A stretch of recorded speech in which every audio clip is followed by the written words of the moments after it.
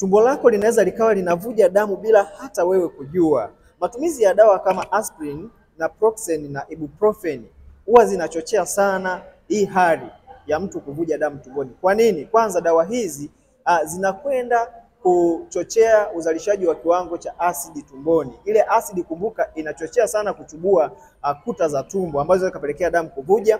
Lakini kumbuka pia dawa hizi huwa zinahafifisha uzalishaji wa uteute tumboni ambao unakinga zile kuta zisifanye nini, zisiendelee kuchubuliwa. Kwa hiyo mwisho wa siku unajikuta kuta zile zinaendelea kuwa dhaifu na mwisho wa siku michubuko inatokea na damu zinavuja.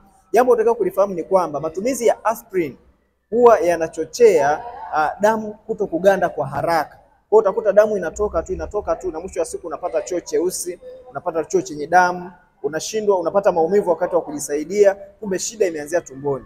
Kwa hiyo nini cha kufanya? Basi unaweza ukanitafuta nikakushauri au ukawasiliana na mtaalamu wako wa afya akakushauri, lakini matumizi ya dawa za kutuliza maumivu kwa muda mrefu ni hatari sana.